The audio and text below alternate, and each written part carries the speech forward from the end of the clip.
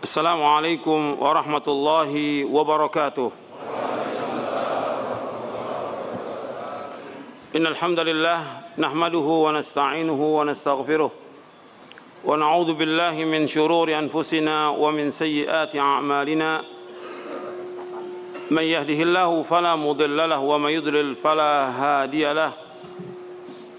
Asyhadu an la ilaha illallah wahdahu la syarika lahu وأشهد أن محمدًا عبده ورسوله يا أيها الذين آمنوا اتقوا الله حق تقاته ولا تموتن إلا وأنتم مسلمون يا أيها الناس اتقوا ربكم الذي خلقكم من نفس واحدة وخلق منها زوجها وبث منهما رجالًا كثيرا ونساء واتقوا الله الذي تساءلون به والأرحام إن الله كان عليكم رقيبًا يا أيها الذين آمنوا اتقوا الله وقولوا قولا سديدا يصلح لكم أعمالكم ويغفر لكم ذنوبكم ومن يطع الله ورسوله فقد فاز فوزا عظيما أما بعد فإن أصدق الحديث كتاب الله وخير الهدي هدي محمد صلى الله عليه وعلى آله وسلم وشر الأمور محدثاتها وكل محدثة بدعة وكل بدعة ضلالة وكل ضلالة في النار. Ayolah ikhwah azakumullah, sebelum saya mulai, tolong kepada yang berdiri saya minta duduk. Antum nggak bisa nulis, nggak bisa nyatat.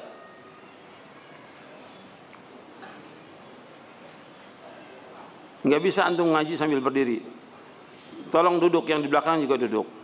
Antum duduk bisa buka bukunya, bisa buka kitabnya, bisa mencatat. Kalau sambil berdiri nggak bisa. Ikhwan fiddin, azakumullah, kepada bapak, ibu-ibu, ikhwan dan akhwat yang mudah-mudahan dirahmati oleh Allah Subhanahu wa taala. Alhamdulillah, kita bersyukur kepada Allah Subhanahu wa taala atas segala nikmat yang Allah karuniakan kepada kita, nikmat Islam, nikmat iman, nikmat sehat, nikmat afiah. Nikmat dijauhkan oleh Allah dari berbagai macam malapetaka. Nikmat diberikan hidayah di atas Islam dan sunnah. Nikmat diberikan oleh Allah Subhanahu wa taala hidayah taufik untuk selalu dan senantiasa menuntut ilmu syar'i. Ikhwan fiddin, azakumullah, kita wajib bersyukur atas semua nikmat. Dan nikmat yang Allah karuniakan kepada kita sangat banyak dan tidak akan dapat kita hitung. Dan kita bersyukur diberikan oleh Allah Subhanahu wa ta'ala hidayah di atas Islam dan sunnah, yang merupakan nikmat yang paling besar yang wajib kita syukuri dari semua nikmat yang ada yang Allah karuniakan kepada kita. Nikmat ini lebih utama dari seisi bumi seluruhnya, Islam dan sunnah. Kalau kita ditakdirkan oleh Allah kita nggak punya apa-apa, menjadi orang yang fakir dan miskin, nggak punya apa-apa, tapi kita diberikan hidayah di atas Islam dan sunnah, itu lebih nikmat dari semua yang ada di muka bumi. Makanya itu harus betul-betul kita pegang teguh, berpegang kepada Islam dan sunnah, berpegang kepada Quran wa sunnah ala fahmi salaf. Ini wajib, dan ini jalan yang membawa manusia kepada keselamatan, kepada ketenangan, kepada cahaya, kepada keberkahan, kepada keridhaan Allah, dan akan membawa manusia ke surga. Jalan ini yang harus kita tempuh. Jalan ini yang kita akan terus kaji di mana-mana tentang tauhid, tentang akidah.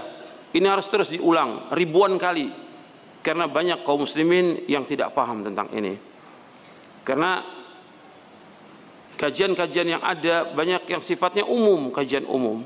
Kalau kajian umum hatta 10 tahun orang nggak paham apa-apa, hanya senang hadir. Tapi dengan kajian akidah itu membahas sesuatu yang paling asas, yang paling mendasar, yaitu yang berkaitan tentang keyakinan seorang mukmin kepada Allah Subhanahu wa taala, kepada rasul-rasulnya, kepada Rasulullah SAW, kepada kitabnya, kepada arkanul iman yang 6 dan kepada arkanul Islam dan yang lainnya yang berkaitan dengan masalah-masalah yang gaib dan yang lainnya.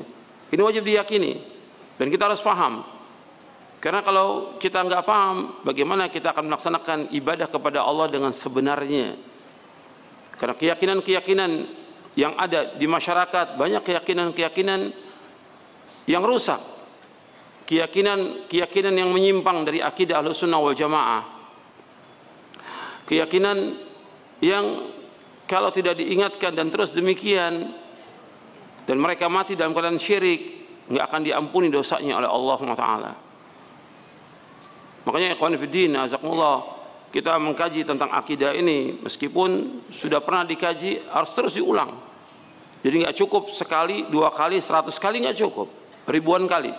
Kalau antum lihat dakwahnya Nabi Nuh alaihi salatu wassalam, berapa tahun? 950 tahun. Siang dan malam Nabi Nuh mendakwakan dakwah tauhid, mengajak umatnya untuk mengucapkan kalimat la ilaha illallah, untuk memahami tentang kalimat ini, untuk mengamalkan kalimat ini dan melaksanakan konsekuensi kalimat ini. Demikian juga para anbiya war rusul yang sesudahnya, semuanya demikian. Makanya dakwah ini harus terus dijalankan kepada siapa aja, kepada semua manusia, kepada orang awam, kepada para pejabat, kepada para penguasa, kepada pengusaha, kepada orang miskin, kepada orang kaya, semua dakwanya sama. Dakwah tauhid. Dakwah mengajak orang untuk takut kepada Allah Subhanahu wa taala. Ini dakwah yang sebenarnya. Karena antum lihat dalam Al-Qur'an ketika Allah Subhanahu wa taala menyuruh Nabi Musa alaihi salatu wassalam datang kepada Fir'aun, Nabi Musa dan Nabi Harun alaihi wassalatu wassalam, Allah berfirman dalam surah Taha, idhaba ila fir'auna innahu tagha faqula lahu qawlan layyinan la'allahu yatadhakkaru wa yakhsha. Hendaklah kalian berdua, artinya Nabi Musa dan Nabi Harun alaihi wassalatu wassalam, pergi datang kepada Fir'aun. Innahu tagha, karena Fir'aun itu tagut, melewati batas. Faqula lahu, katakan kepadanya, kepada Fir'aun, ini tagut, ini kafir, orang yang paling jahat di muka bumi ini. Allah menyuruh Nabi Musa dan Nabi Harun mengatakan faqula lahu qawlan layyina, katakanlah kepada Fir'aun itu perkataan yang lemah lembut, bukan yang kasar. Kemudian la'allahu yatadzakkaru aw yakhsha, agar dia itu ingat kepada Allah dan takut kepada Allah. Jadi dakwah ini mengajak orang agar manusia ini takut kepada Allah. Takut kepada Allah. Kalimat qaulan layyinan, sebagian mufassirin mengartikan dengan ucapkan kalimat-kalimat yang menyentuh hati dia.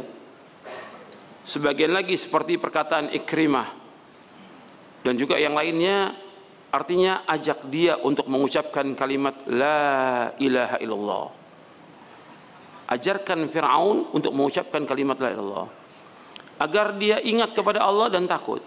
Makanya yang perlu saya ingatkan kepada antum sebagai talabatul ilm, kepada seluruh yang hadir, ikhwan dan akhwat, semuanya perhatikan bahwa kita nuntut ilmu ini agar kita takut kepada Allah. Itu antum harus ingat itu. Bukan sekedar ngaji, bukan sekedar nuntut ilmu, bukan sekedar hadir dalam pengajian, tapi bagaimana ilmu yang dikaji dalam setiap kajian itu membuat kita takut kepada Allah Subhanahu wa taala. Maka dikatakan oleh Imam Ahmad bin Hanbal, sebagaimana dinukil oleh Imam Ibn Rajab Al-Hambali dalam kitabnya Fadlu Ilmi Salaf, kata Imam Ahmad bahwa yang dikatakan ilmu khasyatullah, ilmu itu takut kepada Allah. Tujuan kita menuntut ilmu ini bukan untuk kebanggaan, bukan untuk pamer, bukan untuk riya, bukan untuk mencari dunia, bukan. Tapi bagaimana kita menuntut ilmu, kita takut kepada Allah.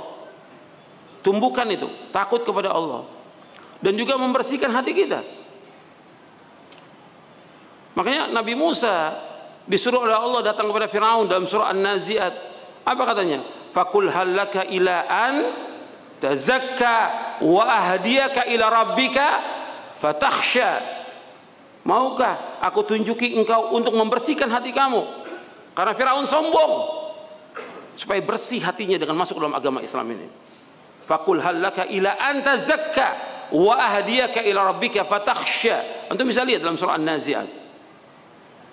Jadi Nabi Musa mendakwakan Firaun agar bersih hatinya, dan tugas para anbiya wa rasul alaihi wasallam di samping menyampaikan wahyu Allah Taala, mereka juga membersihkan hati manusia. Dan tugas Nabi Muhammad sallallahu alaihi wasallam di samping mengajarkan Quran dan Sunnah, yaitu apa? Membersihkan hati manusia. Ini penting nih, dalam dakwah ini penting. Makanya Allah menyebutkan tentang nikmat yang paling besar diutusnya Nabi Muhammad SAW, yaitu apa? Membersihkan hati manusia. Sambil mengajarkan Quran. Allah menyebutkan dalam surah Ali Imran, surah yang ketiga ayat 164. Allah berfirman, laqad mannallahu 'alal mu'minina idz ba'atsa fihim rasulan min anfusihim yatlu 'alaihim ayatihi wa yuzakkihim wa yu'allimuhumul kitaba wal hikmah wa in kanu min qablu lafi dhalalin mubin. Dalam surah Ali Imran surah 3 ayat 164. Sungguh Allah telah memberikan nikmat yang besar kepada siapa? Kepada kaum mukminin. Tatkala Allah mengutus kepada mereka seorang dari mereka yang membacakan kepada mereka ayat-ayatnya dan membersihkan hati mereka dan mengajarkan kepada mereka Al-Quran dan Sunnah, dan sungguh mereka sebelum itu sungguh-sungguh dalam kesesatan yang nyata. Di situ Allah menyebutkan apa? Membersihkan hati manusia. Makanya ketika kita nuntut ilmu ini, usahakan nuntut ilmu itu membersihkan hati kita, bukan sekedar nuntut ilmu. Bagaimana penyakit-penyakit ego, penyakit sombong, penyakit serakah, penyakit bakhil, penyakit dengki, penyakit iri itu hilang dari hati kita. Harus kita berusaha untuk membersihkan hati. Kalau tidak, sampai kapan? Dan apa manfaatnya antum ngaji? Antum dulu majelis ilmu, ngaji berapa kitab antum baca, tapi hati ini nggak bersih, kotor, dengki pada orang, selalu benci pada orang, suudzon kepada orang, serakah kepada dunia, nggak ada manfaatnya pengajian itu. Yang kedua, membuat kita ini takut kepada Allah. Kan Allah menyuruh Nabi Musa, faqul hallaka ila anta zakka wa ahdiyaka ila rabbika fatakhsha. Aku tunjukin engkau kepada Allah agar engkau takut kepada Allah. Timbul rasa takut kita kepada Allah. Bukan ngaji tetap aja masih berbuat maksiat, masih makan riba, masih muamalah yang nggak benar. Berarti nggak ada asar pengajian itu. Mesti ada asar takut kepada Allah SWT. Takut. Makanya antum nuntut ilmu seperti itu, usahakan. Bagaimana nuntut ilmu ini membersihkan hati kita, dan nuntut ilmu ini membuat kita takut kepada Allah Subhanahu Wa Taala. Antum lihat para anbiya wa rusul di dalam Al-Quran, apakah di surah Al-An'am, di surah Al-A'raf, di surah Az-Zumar dan yang lainnya, Allah menyebutkan, nabi-nabi ini menyebutkan kepada kaumnya, inni akhafu alaikum azab yaumin azim. Sesungguhnya aku takut kepada kalian azab Allah yang sangat pedih nanti pada kamu. Agar dia takut kepada Allah. Bahwa kita sekarang ini nuntut ilmu untuk menuju kepada sorga, jangan sampai kita masuk neraka. Takut kepada Allah. Kita mengharap dengan kita nuntut ilmu membawa kita ke sorga. Tentunya harus ada konsekuensi dalam nuntut ilmu ini. Bukan sekedar belajar, duduk, membaca, tapi harus ada bagaimana kita konsekuensi dalam nuntut ilmu, mengamalkan ilmu ini.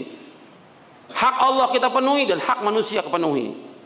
Takut kita kepada Allah Taala. Maka Nabi-Nabi mengatakan, aku takut kepada kalian azab Allah nanti di hari kiamat. Kita juga harus takut kepada Allah. Karena Nabi selalu mengingatkan iman kepada Allah dan iman kepada yaumul akhir. Bahwa kita pasti akan kembali kepada Allah. Pasti. Kita pasti mati. Kita pasti akan kembali kepada Allah. Kita pasti akan dihisab. Dan kita pasti akan ditanya tentang apa yang kita lakukan di muka bumi. Benar atau salah. Makanya ilmu itu dikatakan oleh Abdullah bin Mas'ud radhiyallahu anhu. Sebagian diriwayatkan oleh Imam Ahmad dalam kitabnya Az-Zuhd. Kata Abdullah bin Mas'ud radhiyallahu anhu, laisa al-ilmu bi kathratir riwayah, walakinnal ilma al-khasyatu. Ilmu itu bukan banyaknya riwayat, tapi ilmu itu bagaimana takut kita kepada Allah. Bukannya banyak meriwayatkan, tapi bagaimana takut kepada Allah. Jadi kita harus betul-betul dengan mengkaji agama Islam ini tambah takut kepada Allah. Penting ini dalam kita terus mengkaji, mengaji, timbul rasa takut. Makanya Allah menyebutkan tentang para ulama yang benar. Sebab ulama ada dua, ada ulama yang benar, ada ulama su. Ulama su. Yang menyebutkan ada ulama su, yaitu Nabi Muhammad sallallahu alaihi wasallam. Nabi yang mengatakan, nanti ada ulama atau doa dai-dai, kata Nabi, ala abwabi jahannam. Dai-dai yang berada di tepi jurang jahannam. Man ajabahum qadhafu fiha. Barang siapa yang menyambut seruan dakwah si dai ini akan dimasukkan ke neraka jahannam. Nabi yang menyebutkan, hadis yang sahih riwayat Bukhari dan Muslim. Nah, jadi ada ulama yang benar, ada ulama su. Nah, ulama yang benar ini Allah sebutkan dalam Al-Quran, dalam surah Fatir surah 35 ayat 28, innama yakhsyallaha min ibadihil ulama. Sesungguhnya yang takut kepada Allah adalah ulama. Artinya ulama yang benar, ulama-ulama yang menegakkan tauhid, ulama-ulama yang menegakkan akidah yang benar, ulama-ulama yang mengajak manusia kepada Quran wa sunnah ala fahmi salaf, ulama yang menjelaskan kepada umat ini bagaimana beribadah kepada Allah dan benar, dengan benar. Ulama-ulama yang melarang manusia dari berbuat syirik dan bid'ah. Ulama yang takut kepada Allah.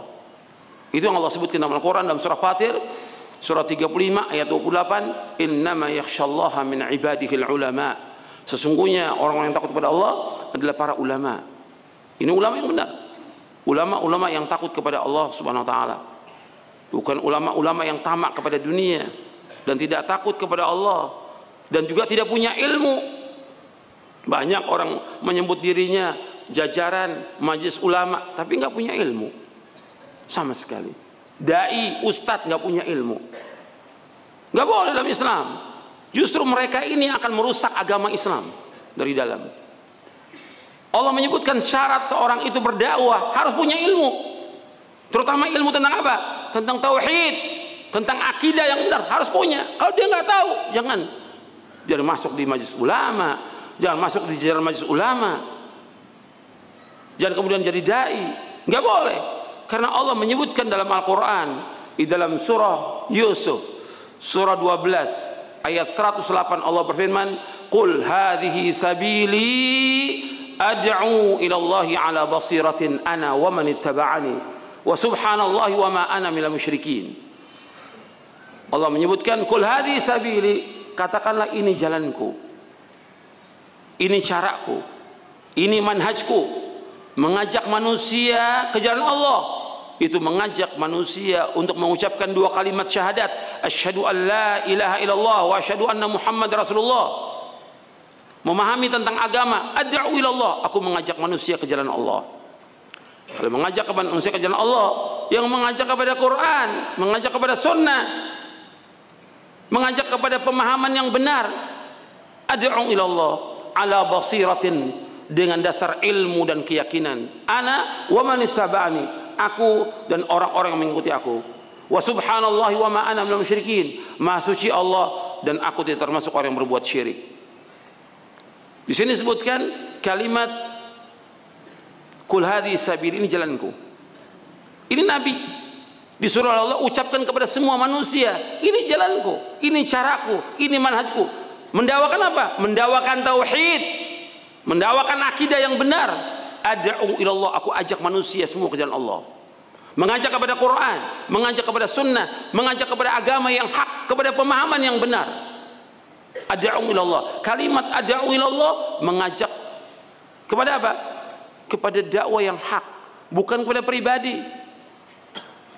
Bukan ngajak kepada kelompok, bukan kepada ormas, bukan kepada partai, bukan. Ad'u ilallah. Antum lihat dalam Al-Quran ketika Allah menyebutkan tentang dakwah, mesti disebut dakwah ilallah. Seperti di ayat yang lain Allah menyebutkan wa man ahsanu qawlan mimman da'a ilallah. Enggak ada orang yang paling baik perkataan orang yang mengajak manusia ke Allah. Wa amila salihan, dan dia beramal soleh. Wa qala innani minal muslimin, dan aku adalah orang Islam. Dalam surah Fussilat Allah juga menyebutkan dalam surah An-Nahl, ud'u ila sabili rabbika bil hikmah, ajaklah manusia ke jalan Rabbmu. Artinya semua dakwah ini mengajak manusia ke jalan Allah, bukan kepada pribadi. Bukan orang mengajak orang untuk ta'assuf fanatik pada dia, tidak boleh dalam Islam, tidak boleh. Kita ngajak orang kepada Quran, kepada sunnah, maka bawa buku panduannya supaya antum baca, itu dalilnya, penjelasannya, supaya paham tentang agama ini. Kemudian ala basira, dan di sini kalimat ad'u ila Allah dijelaskan oleh Syekh Muhammad bin Abdul Wahab dalam kitabnya Kitab Tauhid, kitab beliau. Di kalimat ini ad'u ila Allah at-tanbih alal ikhlas. Ada peringatan tentang keikhlasan dalam dakwah ini. Enggak boleh mencari sesuatu dari manusia. Enggak boleh mencari popularitas dari, enggak boleh. Tapi dakwah ikhlas karena Allah, mengajak manusia semata-mata karena Allah. Kemudian ala basira, dengan dasar ilmu. Makanya dai-dai itu harus punya ilmu. Enggak boleh dakwah kalau dia enggak punya ilmu. Ada sebagian dai bahasa Arab juga enggak bisa. Gimana mau dakwah? Enggak boleh, enggak berhak dia berdakwah, enggak bisa bahasa Arab. Gimana dia memahami Quran? Bagaimana dia memahami sunnah? Semua kitab kita berbahasa Arab. Dia nggak ngerti usul tentang akidah, nggak ngerti. Hanya bawa kitab syarah akidah, lalu dia nggak ngerti bahasa Arab. Asal bawa aja kitab syarah akidah. Untuk apa? Supaya jelas, waduh saya udah belajar nih, muridnya Ustadz Yazid nih. Padahal belajar juga enggak, talaki juga enggak, duduk di majelis juga enggak. Cuma kan keren, kitabnya tebel gini. Tebel. Sehingga murid-muridnya geleng-geleng kepala. Lah nggak bisa bahasa Arab, nggak bisa bahasa Arab. Saya bilang, orang tanya gimana Ustadz, itu bukan murid saya itu. Nggak bisa apa-apa. Akhirnya kan nanti rusak. Ini bukunya benar ditafsirkan oleh dia seenaknya dengan hawa nafsunya. Karena nggak bisa orang tanpa ilmu berdakwah. Dijelaskan oleh Syekhul Islam Taimiyah, dijelaskan oleh Ibnu Qayyim al-Jauziyah, dijelaskan oleh Syekh bin Baz, Syekh Albani, Syekh Utsaimin rahimahullah. Nggak boleh dan nggak punya hak seorang berdakwah tanpa ilmu. Dia harus belajar. Berapa tahun belajar? Ya lebih dari 10 tahun belajar. 10 tahun dengan buku-buku bahasa Arab dia kaji itu, baru manfaat, baru dia sampaikan, bukan kepandaian retorika, bukan, nggak boleh. Dan ini yang banyak akhirnya menyesatkan umat. Yang dia sesatkan berkaitan apa? Masalah yang mendasar tentang akidah. Dan ini terjadi di tengah-tengah kaum muslimin yang dikatakan ustadz atau kiai atau dai, banyak menyesatkan kaum muslimin. Nanti saya akan contohkan banyak contohnya ya. Kemudian ikhwan fillah, dalam dakwah ini juga mengikuti jejaknya salafus saleh. Maka Allah mengatakan ana wa man ittabani, aku dan orang mengikuti aku. Wa subhanallah, dan maha suci Allah, dan aku tidak termasuk orang-orang yang berbuat syirik. Kita harus berlepas diri, barok kepada orang berbuat syirik. Ikhwan fillah, azakumullah. Tentang masalah akidah ini masalah yang penting. Makanya seorang dai dia harus belajar tentang akidah. Dan harus diulang. Langsung kalau bisa dengan ustadznya talaki kitab-kitab apa saja akidah. Maka dalam kajian-kajian saya seru mesti bahas tentang masalah fikih. Yang pertama kali bahas akidah dulu. Habis akidah fikih, akidah fikih. Akidahnya dulu. Maka banyak yang sudah tamat. Kitab tauhid dulu pernah kita tamat. Fathul Majid pernah tamat juga kita kaji. Kemudian Aqidatus Salaf, Ashabil Hadis, Imam As-Sabuni juga sudah tamat. Syarhus Sunnah sudah tamat, kita ulang lagi terus, gak boleh berhenti kitab akidah supaya umatnya paham. Seperti itu para ulama mengkaji kitab-kitab. Nggak seperti sekarang ya, baru baca terjemahan udah dakwah, belum paham apa-apa, nggak paham apa sama sekali. Kok udah dakwah, kok terlalu berani dia. Hari yang terjadi penyesatan umat yang terjadi karena nggak punya ilmu. Dan ini banyak contoh-contoh yang dia tidak tahu. Saya ambil contoh tentang masalah akidah ini. Masalah akidah, ketika orang ditanya di mana Allah, jawabnya di mana? Sama di langit. Ada ustadz di mana-mana. Kok antum nggak tahu Allah di mana-mana? Apa antum nggak baca ratusan ayat Al-Quran yang menjelaskan Allah di atas?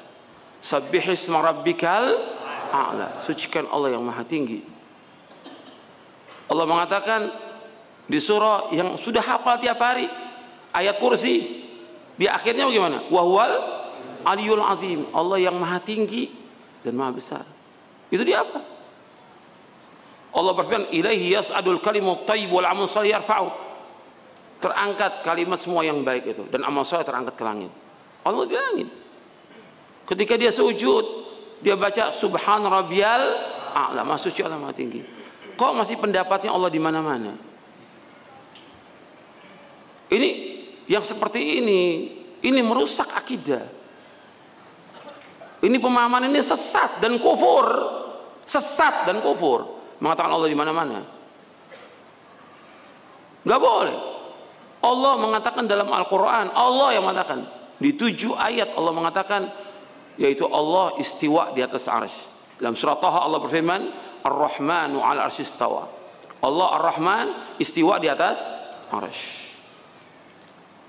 Dan kalau ada orang di majelis ulama mengatakan Allah di mana-mana, berarti nggak belajar dia, nggak paham tentang agama ini, tentang akidah yang mendasar. Allah ratusan ayat Allah sebutkan dalam Al-Quran. Allah di atas langit. Sampai Nabi Muhammad SAW mengatakan kepada seorang jariyah, ada di buku ini, di Syarah Akidah ini. Aina Allah, di mana Allah? Fis sama, di langit. Wa man ana, siapa aku? Anta Rasulullah, engkau Rasulullah. Kata Rasulullah SAW, a'tiqha fa innaha mu'minah. Merdekakan dia, karena seorang mukmin. Hadis ini sahih diriwayatkan Imam Muslim dan yang lainnya. Sahih di sini. Artinya Nabi sampai bertanya di mana Allah, dijawab di langit. Enggak boleh jawab di mana-mana, enggak boleh. Dan Allah istiwa di atas arsy. Dan arsy ini adalah makhluk. Nah, ada ustadz mengatakan arsy itu enggak tahu makhluk atau bukan. Ya makhluk. Allah Rabbul Arsyil Azim. Allah Rabb arsy yang maha agung. Rabb itu cuma satu Allah. Berarti seluruhnya yang ada di langit dan bumi semuanya adalah makhluk. Sampai ada ustaz bingung, arsy ini Rabb apa bukan? Makhluk atau bukan? Dia makhluk. Berarti nggak belajar. Ini ustaz nih, nggak belajar akidah. Sampai arsy nggak tahu. Arsy betul makhluk Allah yang paling besar. Dari seluruh makhluk ini yang paling besar arsy Allah. Langit yang 7, bumi yang 7 kecil. Kalau diumpamakan arsy itu seperti tanah padang pasir yang sangat luas, 7 langit 7 bumi seperti gelang yang dilemparkan di tengah padang pasir. Maka yang mikul arsy Allah Subhanahu wa taala adalah malaikat yang jarak telinga malaikat itu sampai pundaknya sejauh 700 tahun perjalanan. Satu malaikat yang memikul arsy-nya Allah, jaraknya antara pundak malaikat itu sampai ke telinga malaikat jaraknya 700 tahun baru sampai. Besarnya arsy-nya Allah Taala. Makanya Allahu Akbar, Allah yang maha besar. Kita wajib mengagungkan Allah Taala. Dengan belajar akidah ini kita akan mengagungkan Allah Taala, akan takut kita kepada Allah, akan tambah cinta kita kepada Allah, akan tambah harap kita kepada Allah, dan juga kita akan tambah amal-amal kita kepada Allah Taala. Kemudian juga kesalahan yang lain, seperti orang mengatakan bahwa disuruh, kan menjelang Ramadan ini banyak orang nyekar ya, ziarah ke kubur-kubur dan juga ke kubur-kubur wali. Dalam Islam nggak ada ziarah kubur, itu dianjurkan dalam Islam, dianjurkan. Nabi bersabda sallallahu alaihi wasallam, kuntu nahaitukum an ziyaratil kubur fazuruha fa innaha tudzakkirukumul akhirah. Sesungguhnya aku pernah melarang kalian untuk ziarah kubur. Sekarang ziarah kubur, karena ziarah kubur mengingatkan kepada akhirat. Dianjurkan oleh ziarah kubur. Tujuan ziarah kubur pertama mengucapkan salam. Yang kedua mendoakan mereka, karena mereka butuh doanya orang yang hidup. Yang ketiga apa? Yang ketiga supaya kita ingat kepada mati, ingat kepada akhirat. Begitu. Bukan ziarah kubur kemudian minta kepada orang tua. Ada kan menjelang Ramadan rame-rame ziarah kubur orang tua, minta maaf. Kok minta maaf orang tua? Udah meninggal, nggak ada manfaatnya minta maaf. Antum doa kepada Allah agar Allah mengampuni kedua orang tua antum, tapi minta maaf ke kuburan nggak ada. Apalagi sampai minta-minta kepada penghuni kubur, karena ini wali. Kan banyak tuh ziarah kubur wali, wali songo atau yang lainnya, minta di sana. Ini perbuatan syirik atau tidak syirik? Syirkun akbar. Syirkun akbar, karena mereka mempunyai i'tiqad, keyakinan, akidah bahwa orang-orang yang sudah mati itu bisa memberikan manfaat, bisa menolak bahaya. Ini keyakinan ini benar atau tidak? Tidak benar.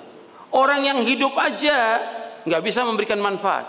nggak bisa menolak bahaya, apalagi dia sudah mati. Allah berfirman, antum lihat di surah Yunus, di surah yang ke-10 ayat 106 dan 107. Allah berfirman, wala tad'u min dunillahi ma la yanfa'uka wa la yadurruka fa in fa'alta fa innaka idzam minadh dhalimin. Allah berfirman di dalam surah Yunus di ayat 106, wala tad'u min dunillahi ma la yanfa'uka wa la yadurruk fa in fa'alta fa innaka idzam minadh dhalimin. Jangan kamu berdoa, jangan kamu beribadah, jangan kamu minta kepada selain Allah yang tidak bisa memberikan manfaat dan tidak bisa menolak bahaya. Fa in fa'alta fa innaka idzam minadh dhalimin. Kalau engkau lakukan juga maka engkau termasuk orang-orang yang zalim. Artinya zalim di sini apa? Syirik, musyrikin. Kemudian di ayat 107-nya Allah berfirman, wa iyamsaskallahu bidurrin fala kashifa lahu illa hu wa yuridka bi khairin fala radda li fadlihi yusibu bi man yasha'u min ibadihi wa huwal ghafurur rahim. Apabila Allah menimpakan kepada kamu bahaya, nggak ada yang bisa menghilangkan bahaya kecuali hanya Allah. Bahaya itu apa aja? Apa penyakit, petaka, musibah, kefakiran, bencana, atau apa aja? Nggak bisa menghilangkan bahaya itu kecuali hanya Allah saja. Wa yuridka bi khairin, apa Allah menghendaki kebaikan, fala radda li fadlihi, tidak ada yang dapat menolak karunia-Nya. Yusibu biman yasha'u min ibadihi, Allah mengenakan kebaikan itu kepada siapa yang Allah kehendaki dari hamba-hambanya. Wa huwal ghafurur rahim, dan Allah itu Maha Pengampun dan Allah itu Maha Penyayang. Jadi Allah menyebutkan di sini nggak boleh berdoa, nggak boleh meminta, nggak boleh beribadah kepada selain Allah. Apakah itu patung, pohon, batu, kubur, matahari, bulan, atau apa aja, nggak boleh. Ketika ada orang punya anggapan bahwa kuburan Kiai Anu atau Wali Anu itu bisa menyampaikan manusia kepada Allah, bisa memberikan manfaat, ini keyakinan ini syirik atau tidak? Syirik. Nggak ada yang bisa memberikan manfaat. Dan orang kalau sudah mati, nggak bisa menjawab, nggak bisa memberikan manfaat. Bahkan Allah mengatakan nggak bisa mendengar. Seandainya pun mendengar, nggak bisa menjawab dan nggak bisa mengabulkan doa. Bagaimana mengabulkan doa? Yang punya hak mengabulkan doa siapa? Allah. Makanya Allah berfirman, ud'uni astajib lakum innal ladzina yastakbiruna ibadati sayadkhuluna jahannam dakhirin. Allah mengatakan, berdoalah kepadaku, aku akan kabulkan doa kalian. Orang-orang yang sombong beribadah kepadaku, mereka akan masuk neraka jahanam dengan terhina. Jadi disuruh berdoa kepada Allah. Wa qala rabbukum ud'uni astajib lakum. Allah berfirman di dalam surah Al-Mu'min atau surah Ghafir, surah 40 ayat 60. Wa qala rabbukum ud'uni astajib lakum innal ladzina yastakbiruna ibadati sayadkhuluna jahannam dakhirin. Berdoalah kalian kepadaku, kata Allah, aku akan kabulkan doa kalian. Sesungguhnya orang-orang yang sombong dari beribadah kepadaku, mereka akan masuk neraka jahanam dalam keadaan terhina. Nah, keyakinan berdoa kepada selain Allah ini masih ada di tengah-tengah kaum muslimin. Buktinya mereka masih mencari jalan untuk ziarah ke kubur wali.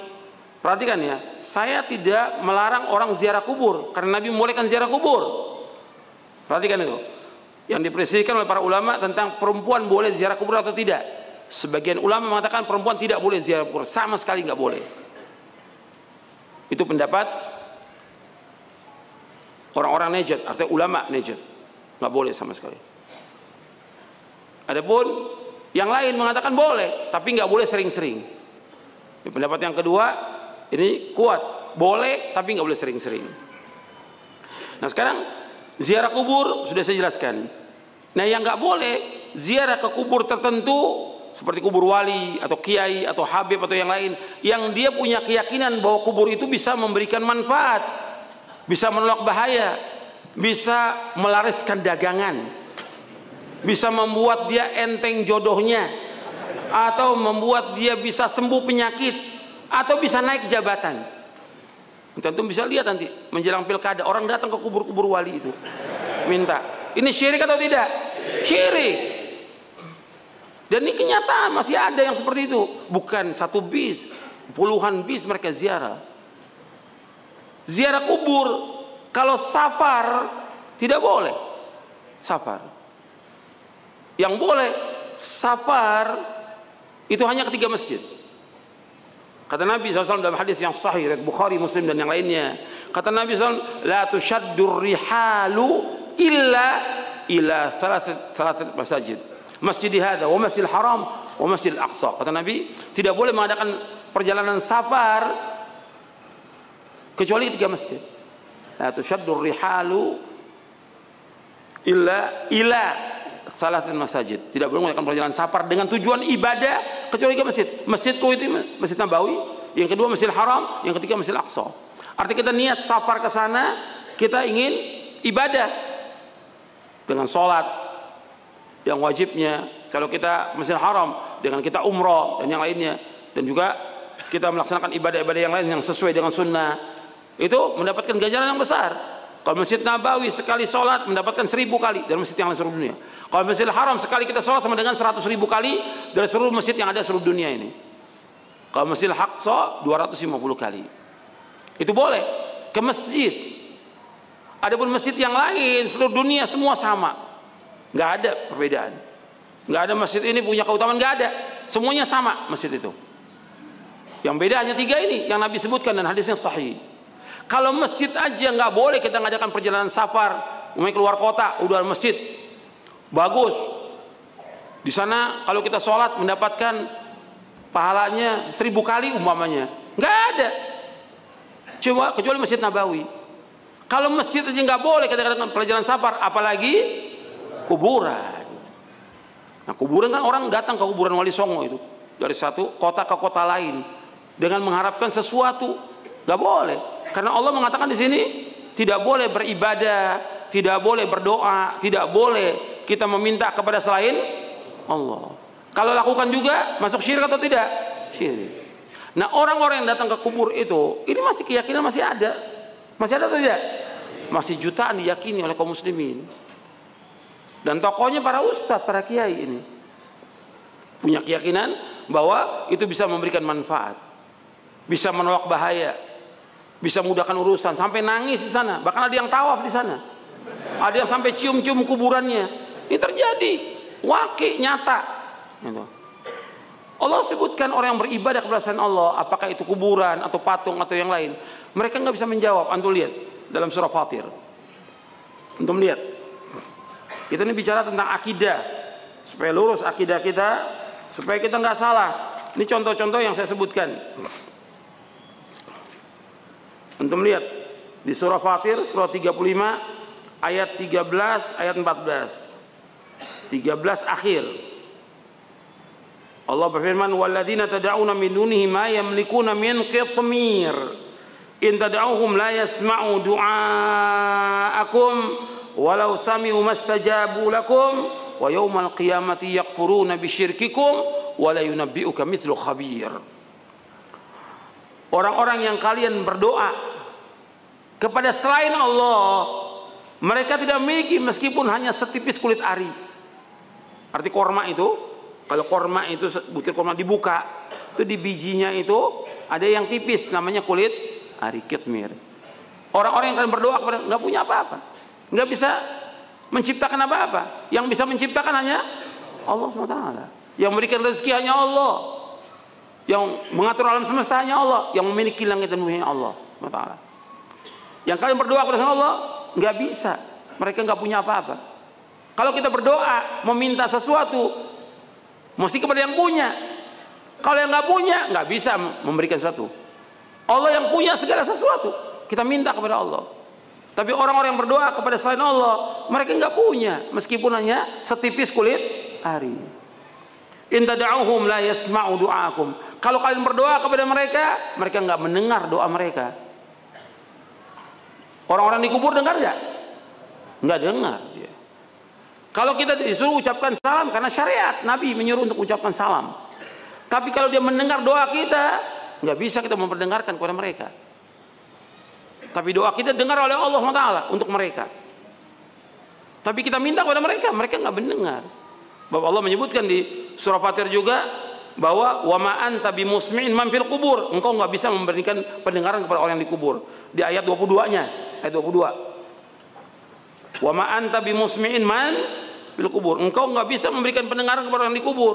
Artinya nggak bisa dengar orang yang dikubur itu. Allah yang mengatakan demikian dalam surah Fatir ini. Kemudian setelah itu Allah mengatakan walau sami'u, di ayat 14-nya ini, kalau seandainya mereka mendengar, kalau seandainya mereka mendengar, mastajabu lakum, mereka nggak bisa menjawab. Ada nggak orang mati bisa menjawab? Nggak ada. Ya kabur semuanya kalau bisa menjawab. Nggak bisa menjawab mereka. Nggak ada. Mastajabu lakum, mereka nggak bisa menjawab sama sekali.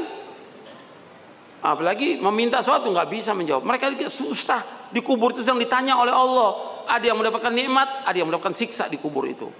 Nggak bisa menjawab. Kemudian kata Allah, wa yaumal qiyamati yakfuruna bisyirkikum, dan dari kiamat mereka akan mengingkari kesyirikan kalian.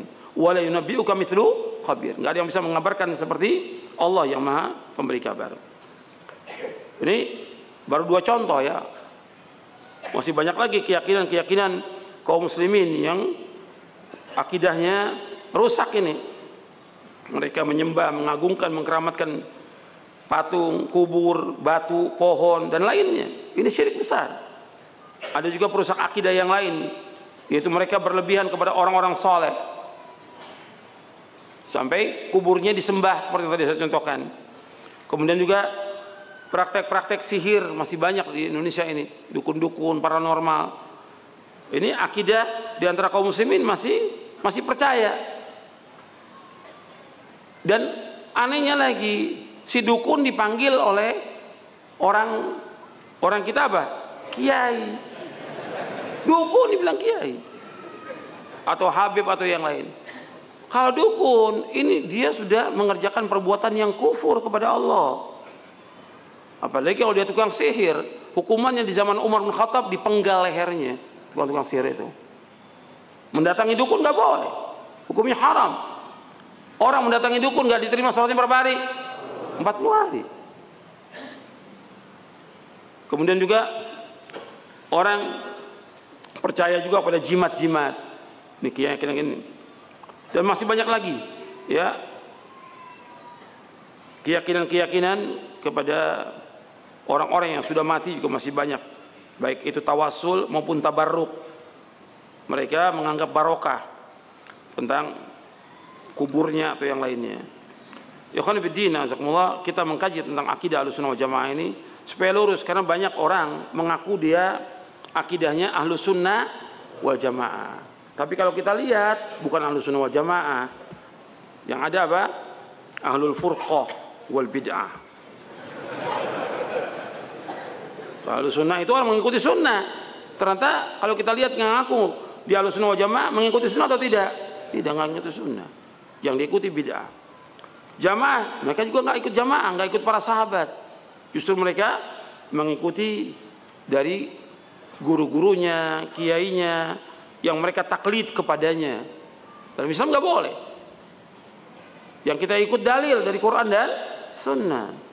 Nggak boleh taklid kepada mereka yang menjadikan mereka sebagai Tuhan selain Allah. Itu nggak boleh. Ikhwan fillah, azakumullah. Kita akan mengkaji. Tentunya kitab ini besar ya, Syarah Aqidah Ahlussunnah wal Jamaah. Pembahasannya butuh tahunan ini. Saya akan jelaskan dari muqaddimah dulu supaya antum juga paham tentang akidah ini.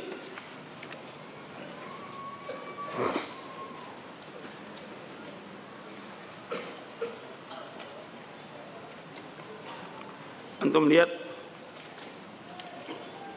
di halaman 14. Di halaman 14 saya sebutkan akidah tauhid merupakan pegangan yang sangat prinsip dan menentukan bagi kehidupan manusia di dunia dan di akhirat. Karena tauhid merupakan pondasi bangunan agama dan menjadi dasar bagi setiap amalan yang dilakukan oleh hambanya. Tauhid merupakan inti dakwah para nabi dan rasul alaihi wassalatu wassalam. Mereka pertama kali memulai dakwanya dengan tauhid, dan tauhid merupakan ilmu yang paling mulia. Akidah yang benar adalah perkara yang amat penting dan kewajiban yang paling besar yang harus diketahui oleh setiap muslim dan muslimah. Karena sungguhnya sempurna dan tidaknya satu amal, diterima dan tidaknya satu amal, tergantung kepada akidah yang benar. Kebahagiaan dunia dan akhirat dapat diperoleh oleh orang-orang yang berpegang pada akidah yang benar ini dan menjauhkan diri dari hal-hal yang menafikan dan mengurangi kesempurnaan akidah tersebut. Akidah yang benar adalah akidah al-firqah an-najiyah, golongan selamat. Akidah at-taifah al-mansurah, golongan yang mendapatkan pertolongan Allah. Akidah salaf, akidah ahlul hadis, akidah ahlus sunnah wal jamaah. Islam yang Allah karuniakan kepada kita, yang harus kita pelajari, pahami dan amalkan adalah Islam yang bersumber dari Al-Quran dan Sunnah yang sahih menurut pemahaman para sahabat, yaitu salafus saleh. Pemahaman para sahabat radhiyallahu anhum ajma'in merupakan aplikasi langsung dari apa yang diajarkan oleh Rasulullah SAW, adalah satu-satunya pemahaman yang benar, dan akidah serta manhaj mereka adalah satu-satunya yang benar. Sesungguhnya jalan kebenaran menuju kepada Allah hanya satu. Jalan kebenaran menuju kepada Allah hanya satu.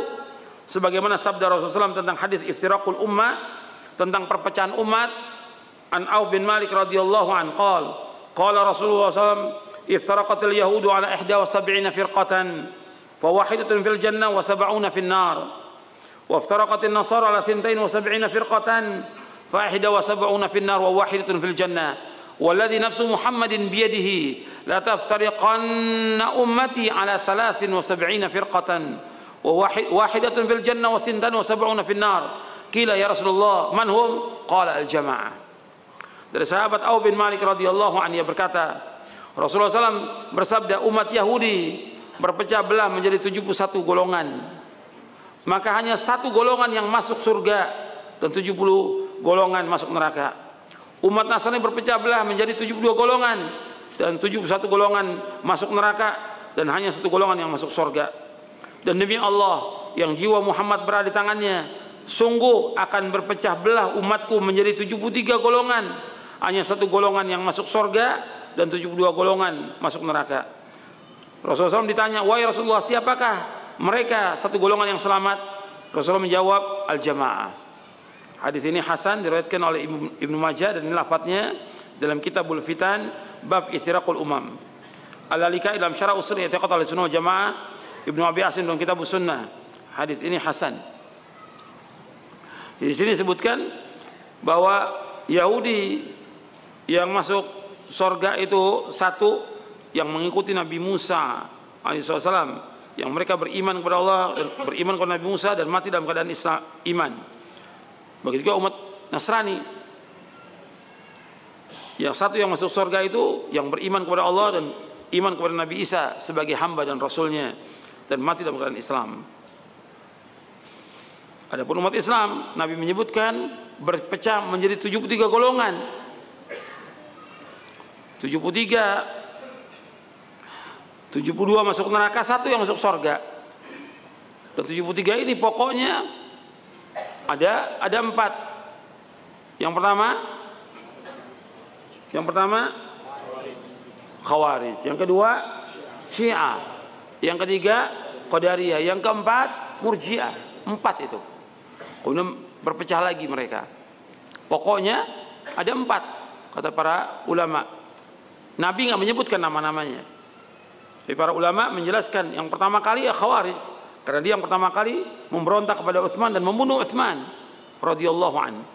Kemudian juga memberontak kepada Ali bin Abi Thalib dan membunuh Ali radhiyallahu anhu. Ini Khawarij. Kemudian Syiah. Kemudian Qadariyah. Kemudian yang keempat Murji'ah. Ini semuanya sesat. Semuanya sesat. Dan kemudian nanti berpecah lagi. Termasuk yang sekarang ini kalau kita lihat banyak kelompok-kelompok takfiri yang gampang-gampang mengkafirkan orang muslim, yang gampang-gampang mengkafirkan penguasa. Ini takfiri. Mengikuti siapa ini takfiri? Khawarij. Gitu. Atau ada ISIS, ya ISIS mengikuti Khawarij mereka. Belum lagi yang lain. Jadi banyak sekali perpecahan di tengah umat Islam. Cuma Nabi menyebutkan satu yang selamat. Ini yang wajib kita ikut, yang wajib kita pelajari, yang wajib kita kaji tentang akidah yang satu ini. Itu al-jamaah. Yang dimaksud dengan al-jamaah dalam riwayat yang disebutkan, kata Nabi SAW, kulluhum finnar illa millatan wahidah ma ana alaihi wa ashabi. Semua golongan tersebut tempat neraka kecuali satu, yaitu yang aku dan para sahabatku berjalan di atasnya. Hadis ini hasan, diriwayatkan oleh Imam Tirmidzi dan Hakim dari sahabat Abdullah bin Amr. Jadi antum perhatikan di sini, jalan menuju kepada Allah itu hanya satu. Jalan yang telah ditempuh oleh Rasulullah SAW dan para sahabatnya. Ini yang kita kaji. Ini yang kita kaji. Jadi yang kita kaji adalah tentang akidah. Karena para nabi dan rasul alaihimussalatu wassalam mengajak umatnya untuk mentauhidkan Allah. Antum lihat di halaman 20. Jadi pertama kali yang harus diluruskan dan diperbaiki adalah akidah dan manhaj umat Islam dalam meyakini dan melaksanakan agama Islam. Saya ulangi, tolong dengarkan baik-baik. Pertama kali yang harus diluruskan dan diperbaiki adalah akidah dan manhaj umat Islam dalam meyakini dan melaksanakan agama Islam. Apa yang dikatakan manhaj? Anda melihat di footnote-nya itu. Manhaj artinya jalan atau metode. Dan manhaj yang benar adalah jalan hidup yang lurus dan terang dalam beragama menurut pemahaman para sahabat radhiyallahu majma'in. Syekh Dr. Shalih bin Fauzan Al-Fauzan menjelaskan antara akidah dan manhaj. Beliau berkata manhaj lebih umum daripada akidah. Manhaj diterapkan dalam akidah, suluk, akhlak, muamalah dan dalam semua kehidupan seorang muslim. Setiap langkah yang dilakukan oleh seorang muslim dikatakan manhaj. Adapun akidah yang dimaksud adalah pokok iman, makna dua kalimat syahadat dan konsekuensinya, inilah akidah. Jadi ini harus kita perbaiki. Kerusakan di tengah-tengah umat Islam banyak. Dalam masalah politik, dalam masalah ekonomi, dalam masalah segala macam, ibadah, masalah akhlak, muamalah, akidah, manhaj. Yang didahulukan yang mana yang diperbaiki? Yang didahulukan yang di mana yang diperbaiki? Kerusakan umat ini sudah banyak dari segi politik, ya, segi akidah, segi muamalah, segi ibadah, dari akhlak dan yang lainnya. Ini rusak. Tapi yang paling rusak, yang paling mendasar diperbaiki yang mana dulu? Akidah. Jadi yang diperbaiki apa? Akidah, bukan pilkada, akidah. Perhatikan tuh, yang diperbaiki apa? Akidah, bukan pilkada, akidah. Itu yang diperbaiki. Dan manhaj umat Islam, cara beragamanya mereka. Cara beragama yang diperbaiki mereka ini. Bagaimana cara mereka beragama? Itu yang diperbaiki. Karena kalau kita cara beragama macam-macam di umat Islam ini. Dan banyak mereka campur adukan yang bukan dari agama dimasukkan ke agama. Begitu juga tentang ibadah, mereka masukkan yang bid'ah-bid'ah. Dan keyakinan dalam kehidupan kepada khurafat dan segala macam banyak sekali. Ini harus dibersihkan. Karena apa? Nabi SAW meninggalkan umat Islam ini dalam keadaan putih bersih. Nggak ada bercak-bercak syirik, nggak ada bercak-bercak khurafat, nggak ada bercak-bercak bid'ah, nggak ada penyimpangan, lurus Nabi tinggalkan agama ini. Nabi bersabda SAW, taraktukum ala mithlil bayda lailuha kanahariha la yazigh anha ba'di illa halik.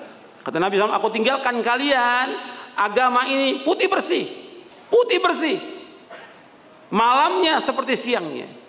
Barang siapa yang berpaling dari yang putih bersih ini, dia pasti binasa, pasti binasa. Hadis ini sahih diriwayatkan oleh Imam Ibnu Abi Asim dalam kitabnya As-Sunnah. Jadi dan juga Ibnu Majah meriwayatkan hadis ini. Nabi tinggalkan putih bersih. Makanya kita lihat, kita lahir dalam kondisi udah campur aduk agama ini, nggak murni, campur aduk. Makanya kita harus membersihkan dengan menjelaskan kepada umat ini yang benar, ini yang salah. Nggak bisa orang mengatakan, ya kalau Ustadz jelaskan yang benar aja. Ya nggak bisa, nggak tahu kalau yang salah yang mana. Dalam Islam ada dua. Ada apa? Perintahnya di Quran apa? Walaqad ba'atsna fi kulli ummatin rasulan an i'budullah. Terus apa? Wajtanibut taghut. Sungguh kami tahu terus pada setiap umat seorang rasul, setiap rasul dakwanya beribadah kepada Allah. Apa cukup beribadah kepada Allah? Enggak cukup. Harus apa? Meninggalkan taghut. Dua ini harus jalan. Kalau antum sering menyebutkan amar ma'ruf, lanjutnya apa? Nahi mungkar. Apa ada amar ma'ruf apa? Amar ma'ruf aja ada? Enggak ada, dua-duanya jalan. Amar ma'ruf, nahi mungkar. Karena orang ketika kita bahas tentang ini, kesalahan-kesalahan, Ustadz suka nyinggung orang. Saya nggak nyinggung orang. Menjelaskan agama ini supaya diamalkan oleh manusia dengan benar. Kalau kita nggak jelaskan, orang nggak tahu tentang kesyirikan. Jadi nggak benar. Makanya Allah menyebutkan dan juga Nabi menyebutkan kalimat la ilaha illallah, la ma'budu bihaqqin illallah. Tidak ada yang disembah dengan benar kecuali Allah. Di sini ada dua rukun. Yang pertama apa? Nafi. Yang kedua isbat. Artinya kita wajib mengingkari semua yang disembah selain Allah dan kita wajib menetapkan ibadah kepada Allah. Makanya Nabi Ibrahim alaihissalam sebagai imamul hunafa, imamnya orang yang hanif, Nabi Ibrahim alaihissalam mengatakan kepada bapaknya dan kepada kaumnya, langsung berlepas diri, menolak semua yang disembah kepada selain Allah. Ibrahim mengatakan, wa idh qala Ibrahimu li abihi wa qaumihi innani bara'um mimma ta'budun illa alladhi fatarani fa innahu sayahdin wa ja'alaha kalimatan baqiyatan fi aqibi la'allahum yarji'un. Dalam surah Az-Zukhruf surah 43 ayat 26 sampai 28. Allah mengatakan, wa idh qala Ibrahimu li abihi wa qaumihi. Ingat, tatkala Ibrahim berkata kepada bapaknya dan kaumnya, innani bara'um mimma ta'budun. Aku berlepas diri dari apa yang kalian sembah. Di sini Nabi Ibrahim mengingkari enggak? Mengingkari, menolak, menyalahkan perbuatan mereka yang syirik menyembah kepada selain Allah. Setelah dicatatkan oleh Ibrahim di depan bapaknya dan umatnya, innani bara'um mimma ta'budun illa alladzi fatarani, kecuali zat yang satu yang menciptakan aku, itu Allah. Karena mereka kaum musyrikin mengaku yang menciptakan siapa? Allah, kecuali satu. Fa innahu sayahdin, Allah akan menunjuki aku. Yang berhak menunjuki manusianya Allah. Guru, ustadz, kiai dan yang nggak bisa menunjuki manusia, apalagi sudah mati. Yang bisa menunjuki manusia hanya Allah. Fa innahu sayahdin. Maka Allah katakan, wa ja'ala kalimatan baqiyatan fi aqibihi la'allahum yarji'un. Allah jadikan ini kalimat la ilallah, kalimat yang kekal pada maksudnya agar mereka kembali kepada kalimat ini. Itu surah Az-Zukhruf, surah 43 ayat 26 sampai 28. Di dalam dakwah itu, di samping mengajak orang kepada tauhid, kita juga wajib menjelaskan kepada mereka yang menyimpang dari tauhid. Makanya ada amar ma'ruf nahi mungkar. Kalau ada orang dakwanya amar ma'ruf saja, benar atau salah? Salah. Salah. Penyimpangan ini. Harus ada nahi mungkar. Justru yang paling besar ganjaran insya Allah nahi mungkar. Yang paling besar ganjaran nahi mungkar, mengingkari kemungkaran. Seperti kita menjelaskan orang berbuat syirik, orang datang ke dukun, kita jelaskan ini pengingkaran yang kita sampaikan, mudah-mudahan didengar oleh mereka dan mereka sadar dan tobat kepada Allah Taala. Ini pengingkaran harus ada. Justru ini pengingkaran ini paling besar ganjarannya. Sampai Nabi mengatakan, inna qauman yu'tauna mithla ujuri awwalihim yunkirunal munkar, kata Nabi. Ada satu kaum di tengah umat Islam ini yang diberikan ganjaran Allah seperti generasi pertama. Apa yang dilakukan? Mengingkari kemungkaran. Mengingkari, hadis ini diriwayatkan oleh Imam Ahmad dalam musnadnya. Mengingkari kemungkaran. Makanya ikhwan fillah, dakwah ini di samping menjelaskan akidah dan manhaj, juga menjelaskan tentang penyimpangan-penyimpangan akidah dan juga manhaj yang menyimpang. Makanya Allah menyebutkan dalam ayat ini, kita perhatikan di surah An-Nahl ayat 36. Wa laqad ba'atsna fi kulli ummatin rasulan an i'budullaha wa ijtanibut taghut faminhum man hadallahu wa minhum man haqqat 'alaihi ad-dhalalah fasiru fil ardi fanzuru kaifa kana 'aqibatul mukadzibin. Sungguh kami tahu pada setiap umat seorang rasul. Setiap rasul dakwanya an i'budullah, hendaklah beribadah hanya kepada Allah saja. Wa ijtanibut taghut, dan jauhkan taghut. Faminhum man hadallahu, di antara mereka ada yang Allah berikan petunjuk. Wa minhum man haqqat 'alaihi dhalalah, di antara mereka ada yang tetap dalam kesesatan. Fasiru fil ardi, berjalanlah di muka bumi. Fanzuru, perhatikanlah kaifa kana aqibatul mukadzibin, bagaimana akibat orang-orang yang mendustakan para rasul. Ini surah An-Nahl surah 16 ayat 36. Anda perhatikan ikhwan fillah, azakumullah. Di sini Allah menyebutkan dua dakwanya para nabi dan para rasul alaihi wasallam, dua rukunnya. Rukun pertama, ani'budullah, ngajak orang beribadah kepada Allah, mentauhidkan Allah, mengajak kepada akidah yang benar, mengajak kepada pemahaman yang benar, mengajak kepada manhaj yang benar, mengajak manusia kepada Quran wa sunnah ala fahmi salaf, agar manusia mentauhidkan Allah. Karena itu tujuan Allah menciptakan makhluk ini, wa ma khalaqtul jinna wal insa illa liya'budun. Tidak aku ciptakan jin dan manusia untuk beribadah kepada aku. Beribadah kepada Allah artinya mentauhidkan Allah. Kemudian setelah itu baru kita jelaskan wajtanibu taghut, tinggalkan semua taghut. Kullu ma ubida min dullah, apa-apa yang disembah selain Allah, tinggalkan semua yang disembah oleh manusia selain Allah. Orang menyembah kubur, menyembah batu, pohon, jimat, keris, burung dan yang lainnya. Masih banyak disembah. Atau orang menyembah atasannya. Kan ada orang menyembah atasannya, atasannya dijadikan sebagai Tuhan. Atas sudah waktunya sholat, kalau atasnya bilang berangkat, nggak sholat dia. Hari ini nggak boleh puasa, nggak puasa mereka. Atasannya dijadikan sebagai Tuhan. Ada nggak di Indonesia? Ada, dan banyak seperti itu. Ini harus diingatkan. Bisa matinya dalam keadaan syirik, kufur kepada Allah. Kalau nggak diingatkan nggak akan tahu. Atasan sama semuanya. Kita wajib mentaati, tapi nggak boleh taat dalam berbuat maksiat kepada Allah. La ta'ata li makhluqin fi ma'siyatillah. Nggak boleh taat kepada makhluk dan berbuat maksiat kepada Allah. Yang terjadi sekarang, atasan dianggap segala-galanya. Takut kepada atasan. Mesti dia takut kepada Allah dan harapnya kepada Allah, bukan kepada manusia. Manusia nggak punya apa-apa. Manusia nggak punya neraka. Manusia nggak punya sorga. Manusia nggak punya pahala. Manusia nggak punya ganjaran. Manusia nggak bisa memberikan hidayah. Yang bisa memberikan hidayah adalah Allah SWT. Yang bisa memberikan rezeki hanya Allah. Manusia tidak. Kita nggak kerja di tempat itu, nggak ada masalah. Masih banyak lapangan pekerjaan. Tapi menjadikan atasan sebagai Tuhan ini terjadi di kita di Indonesia. Terjadi. Atasan segala-galanya sebagai Tuhannya dia. Nggak boleh dalam Islam. Ini harus Anda perhatikan lagi. Ini harus koreksi nih. Akidah yang nggak benar ini. Ini akidah, berkaitan dengan akidah ini. Merusak tauhid. Ini. Atasan dijadikan sebagai Tuhan. Sampai dia sembah atasannya. Karena apa? Ya cuma ngarepin gaji. Nggak seberapa gajinya dia. Nggak boleh. Dia tetap wajib kita hormati. Aturannya dilaksanakan. Tapi nggak boleh melanggar syariat Allah. Nggak boleh untuk berbuat dosa dan maksiat kepada Allah. La ta'ata li makhluqin fi ma'siyatillah. Nggak boleh taat kepada makhluk yang berbuat maksiat kepada Allah. Kemudian ikhwan fillah, jazakumullah, kita bahas tentang pengertian akidah Ahlussunnah wal Jamaah.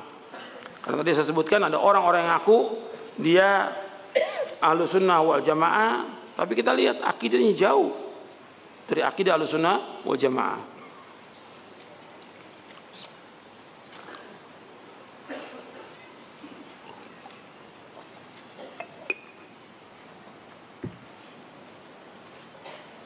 Di bab pertama ya, kita ada beberapa bab yang kita akan bahas, tapi nggak semuanya di buku ini. Tentang definisi akidah dulu. Di bab pertama di halaman 27, antum lihat halaman 27. Pengertian akidah Ahlussunnah wal Jamaah.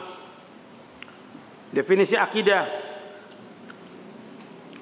Al-aqidah menurut bahasa Arab etimologi berasal dari kata al-aqdu yang berarti ikatan, at-tawthiqu yang berarti kepercayaan atau keyakinan yang kuat. Al-ihkamu al-ihkam yang artinya mengokohkan, menetapkan, dan arabtu biquwwah yang berarti mengikat dengan kuat. Sedangkan menurut istilah yang umum, akidah iman yang teguh dan pasti yang tidak ada keraguan sedikit pun bagi orang yang meyakininya. Jadi akidah Islamiyah adalah keimanan yang teguh dan bersifat pasti kepada Allah dengan segala pelaksanaan kewajiban bertauhid dan taat kepadanya, beriman kepada malaikat-malaikatnya, rasul-rasulnya, kitab-kitabnya, hari akhir, takdir baik dan buruk, mengimani seluruh apa-apa yang telah sahih tentang prinsip-prinsip agama, perkara-perkara yang gaib, beriman kepada apa yang menjadi ijma', konsensus dari salafus saleh, serta seluruh berita yang qat'i, yang pasti baik secara ilmiah maupun secara amaliyah yang telah ditetapkan menurut Al-Quran dan Sunnah yang sahih serta ijma' salafus saleh. Jadi akidah ini lebih luas. Akidah ini lebih luas. Ada juga sering dibahas tentang tauhid, ya. Tauhid. Bedanya kalau tauhid itu pembahasannya berkaitan tentang rububiyah, uluhiyah, asma dan sifat. Dan akidah ini merupakan awal yang pertama untuk dikaji, maka dibahas di kitab-kitab pembahasan tentang tauhid, yaitu tentang rububiyah, uluhiyah, asma wa sifat. Dijelaskan oleh sebagian masyayikh tentang al-farqu bainal aqidah wa tauhid. Anna tauhid minal aqidah bal wa uswal awwal wa ra'su alladhi la yumkinu an taquma bihi wa huwa ma yata'allaqu billahi ta'ala uluhiyatan wa rububiyatan wa asma'an wa sifat. Tauhid termasuk akidah, bahkan ini pokok dari akidah. Dan pokoknya yang enggak mungkin akan tegak akidah tanpa tauhid. Dan ini berkaitan dengan Allah, berkaitan dengan uluhiyah, rububiyah dan asma wa sifat. Fat tauhidu akhassu min al-aqidah. Tauhid lebih khusus daripada akidah. Wal aqidatu a'ammu min at-tauhid. Dan akidah itu lebih umum dari tauhid. Jadi ini disebutkan tentang akidah, dan pembahasan akidah seperti yang tadi saya sebutkan. Pembahasan tentang akidah ini mencakup semuanya. Artinya tentang iman kepada Allah, kepada malaikat, kepada rasul-rasulnya, kepada kitab-kitabnya, kepada yaumul akhir, kepada qada dan qadar baik dan buruk. Lebih luas kajian tentang akidah itu. Kalau tauhid lebih khusus. Dan tauhid itu dibagi oleh para ulama menjadi 3, rububiyah, uluhiyah, asma wa sifat. Bukan sesuatu yang baru, bukan. Tapi berikan istiqra untuk memudahkan. Untuk memudahkan. Dan Allah menyebutkan di dalam Al-Quran, antum lihat tentang 3 macam ini dalam surah Maryam di ayat 65. Allah menyebutkan dalam surah Maryam, Rabbus samawati wal ardi wa bainahuma fa'bud wastabir li'ibadatihi hal ta'lamu lahu samiyya. Di surah Maryam, surah 19 ayat 65. Allah berfirman, Rabbus samawati wal ardi wa ma bainahuma fa'budhu wastabir li'ibadatihi hal ta'lamu lahu samiyya. Artinya Allah yang memiliki langit dan bumi dan di antara keduanya, maka beribadahlah kepadanya dan sabarlah dalam beribadah kepadanya. Apakah engkau tahu ada yang sama dengan Allah? Artinya nggak ada satupun yang sama dengan Allah. Di sini disebutkan kalimat Rabbus samawati wal ardi wa bainahuma berkaitan dengan tauhid apa di sini? Tauhid apa? Rububiyah. Allah Rabb, pemilik langit dan bumi dan antara keduanya. Ini rububiyah. Kemudian yang kedua, fa'budhu wastabir li'ibadati, berkaitan dengan tauhid apa? Uluhiyah. Beribadah kepada Allah dan sabarlah dalam beribadah kepadanya. Ini tauhid al-uluhiyah. Hal ta'lamu lahu samiyya, apakah ada yang sama dengan Allah? Berkaitan dengan tauhid apa di sini? Asma wa sifat. Bahwa enggak ada satupun yang sama dengan Allah. Laisa kamitslihi syai'un wa huwas samiul basir. Enggak ada satupun yang sama dengan Allah, dan Allah Maha mendengar dan Allah itu Maha melihat. Allah juga berfirman, walam yakun lahu kufuwan ahad. Enggak ada satupun yang sama dengan Allah. Enggak ada yang setara dengan Allah, enggak ada yang sebanding dengan Allah Subhanahu wa taala. Jadi akidah itu, tauhid ini dibagi menjadi 3, rububiyah, uluhiyah, asma wa sifat, untuk memudahkan, untuk penjelasan, bukan penambahan yang baru dalam agama, bukan ibadah juga, bukan. Artinya sekedar menamakan untuk memudahkan kita memahami. Paham tidak? Makanya kadang-kadang ada orang-orang yang memang hidupnya sudah penuh dengan bid'ah, penuh dengan penyimpangan. Sekarang dicari apa kesalahan ini, salaf apa kesalahannya. Oh, ini bagi tauhid menjadi 3. Oh, salaf ini membuat yang baru, trinitas, kata mereka. Ini kata mereka, karena mereka ini hidupnya sudah penuh dengan bid'ah, sudah menyimpang dari agama. Kepengen mereka ini juga, salaf juga ada salahnya gitu. Dicari kesalahannya. Padahal ini bukan ibadah. Sekedar penjelasan untuk bisa dipahami dan memudahkan.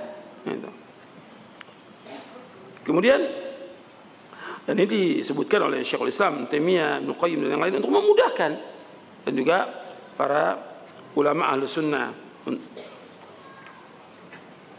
Kemudian, ikhwan fillah, azakumullah, objek kajian ilmu akidah itu, akidah dilihat dari sudut pandang sebagai ilmu sesuai konsep Ahlussunnah wal Jamaah, meliputi tauhid, iman, Islam, masalah yang gaib, kenabian, takdir, berita-berita tentang yang lalu yang akan datang, dasar-dasar hukum yang qat'i, seluruh dasar agama dan keyakinan, termasuk pula sanggahan terhadap ahlul ahwa wal bidah. Jadi termasuk kita mengingkari pengekor hawa nafsu, firqah-firqah yang sesat, itu dibahas oleh para ulama ahlu sunnah. Jadi membahas juga tentang semua aliran dan sekte yang menyempal, lagi menyesatkan, serta sikap terhadap mereka. Supaya apa? Penjelasan ini umat tidak mengikuti aliran yang sesat. Harus dijelaskan. Tentunya semua berdasarkan ilmu, berdasarkan apa yang mereka perbuat. Seorang menilai orang itu sesat atau pemahaman itu sesat, aliran itu sesat, sesuai dengan keyakinan mereka dan apa yang mereka amalkan. Bukan kata orang. Mereka punya rujukan, kitab-kitab yang menjadi dasar pegangan mereka. Kemudian mereka punya amal yang mereka lakukan. Kita bisa lihat bahwa ini sudah menyimpang dari agama Islam. Bisa kita ya seperti itu. Dari bukunya, kitabnya, dan amalannya bisa ketahuan penyimpangan mereka. Kemudian ikhwan fillah azakumullah, tentang istilah ahlu sunnah ini kadang-kadang disebut tentang salaf ya. Antum bisa lihat definisi salaf itu di halaman 34. Tapi yang saya mau bahas tentang definisi ahlu sunnah wal jamaah, karena ini penting ini. Ya, salaf juga termasuk daripada ahlus sunnah. Dan juga yang pertama kali menyebutkan tentang salaf itu Rasulullah SAW. Rasul mengatakan kepada anaknya Fatimah dalam riwayat Muslim, ni'mas salafu ana laki. Sebaik-baik salaf itu saya untuk engkau. Itu yang pertama kali mengucapkan siapa? Rasulullah SAW. Dan hadisnya sahih riwayat Imam Muslim. Jadi tentang salafus saleh artinya generasi yang pertama dari umat ini. Makanya Ahlussunnah wal Jamaah dikatakan juga salafiyin. Syekhul Islam Ibnu Taimiyah rahimahullah yang wafat tahun 728 Hijriah mengatakan begini, antum lihat di halaman 36. Halaman 36. Bukanlah merupakan aib bagi orang yang menampakkan manhaj salaf dan menisbatkan dirinya kepada salaf. Bahkan wajib menerima yang demikian berdasarkan kesepakatan para ulama, karena manhaj salaf tidak lain kecuali kebenaran. Jadi manhaj salaf ini kebenaran yang kita ikut karena dasarnya jelas Quran dan Sunnah. Kemudian definisi Ahlussunnah wal Jamaah. Ahlussunnah wal Jamaah adalah mereka yang menempuh seperti apa yang pernah ditempuh oleh Rasulullah SAW dan para sahabatnya. Disebut Ahlussunnah karena kuatnya mereka berpegang dan beritiba mengikuti sunnah Nabi SAW dan para sahabatnya. Anda perhatikan di sini, disebut Ahlussunnah karena kuatnya mereka berpegang dan ittiba mengikuti sunnah Nabi dan para sahabatnya. Maka dikatakan mereka Ahlussunnah. Kemudian mereka juga disebut dengan al-jamaah. Kenapa disebut al-jamaah? Karena mereka bersatu di atas kebenaran, tidak mau berpecah belah dalam urusan agama, berkumpul di bawah kepemimpinan para imam yang berpegang kepada kebenaran, tidak mau keluar dari jamaah dan mengikuti apa yang telah menjadi kesepakatan salafus ummah. Jadi ini yang dikatakan jamaah itu para sahabat. Sunnah yang disebutkan oleh para ulama ini mencakup tentang ilmu, i'tiqad, perkataan maupun perbuatan. Ini sunnah yang wajib diikuti. Orang yang mengikutinya akan dipuji dan orang yang menyalahinya akan dicela. Maka pengertian sunnah dijelaskan oleh Imam Ibnu Rajab Al-Hambali. Antum lihat di halaman 37. Halaman 37. Pengertian sunnah menurut Ibnu Rajab Al-Hambali rahimahullah yang wafat tahun 795 Hijriah. As-sunnah ialah jalan yang ditempuh, mencakup di dalamnya berpegang teguh kepada apa yang dilaksanakan Nabi SAW dan para khalifahnya yang terpimpin dan lurus, berupa i'tiqad, keyakinan, perkataan dan perbuatan. Itulah sunnah yang sempurna. Oleh karena itu generasi salaf terdahulu tidak menamakan sunnah kecuali kepada apa saja yang mencakup ketiga aspek tersebut. Apa ketiga aspek tersebut? Apa? Yang pertama apa? Yang pertama apa? Tiga aspek itu. Allahumma sholli ala Muhammad. Antum ini ngaji apa tidur? Saya ulangi, dengarkan baik-baik. As-sunnah, jalan yang tempuh mencakup di dalamnya berpegang teguh kepada apa yang dilaksanakan Nabi SAW dan para khalifahnya yang terpimpin dan lurus, berupa i'tiqad, keyakinan, perkataan, perbuatan. Itulah sunnah yang sempurna. Oleh karena itu generasi salaf terdahulu tidak menamakan as-sunnah kecuali kepada apa yang mencakup ketiga aspek tersebut. Apa ketiga aspek tersebut? I'tiqad, yang kedua perkataan, yang ketiga perbuatan. Nanti ada perbuatan yang sesuai dengan sunnah Nabi, ada perbuatan yang menyimpang, ada perkataan atau keyakinan menyimpang. Seperti umpamanya keyakinan orang-orang Syiah meyakini Ali itu sebagai Tuhan. Benar atau tidak? Tidak benar. Dibakar oleh Ali bin Abi Thalib. Hidup-hidup dibakar. Ini keyakinan nggak benar. Punya keyakinan Ali sebagai Nabi. Ada orang yang punya keyakinan Ali sebagai Nabi. Ini juga sesat. Kafir. Ini harus dibunuh. Ada juga yang punya keyakinan Ali yang berhak menjadi khalifah yang pertama. Ini keyakinan yang sesat. Karena apa? Seluruh sahabat sudah ijma yang menjadi khalifah yang pertama siapa? Abu Bakar As-Siddiq radhiyallahu anhu. Ijma semuanya, para sahabat. Semua ijma. Dan ijma'nya sahabat adalah ma'sum. Ijma'nya sahabat adalah ma'sum. Atau keyakinan yang lain, seperti keyakinan Khawarij. Orang Islam yang berbuat dosa besar, kata Khawarij, gimana? Kafir, keluar dari agama Islam. Nanti kalau dia mati kekal dalam neraka selama-lamanya. Keyakinan ini benar atau tidak? Ya benar. Ini keyakinan yang kufur dan sesat ini. Mu'tazilah berpendapat orang Islam yang berbuat dosa besar, dia tidak mukmin, tidak kafir, tapi di akhirat kekal dalam neraka. Mereka mengatakan manzilah bainal manzilatain. Ini sesat, menyimpang dari sunnah. Jadi sunnah itu mencakup apa? Keyakinan, perkataan, dan juga perbuatan. Masih banyak lagi nanti penyimpangan-penyimpangan dari firqah-firqah yang sesat. Gitu. Seperti juga perkataan Mu'tazilah yang mengatakan Al-Quran itu makhluk. Ini sesat, bahkan kufur.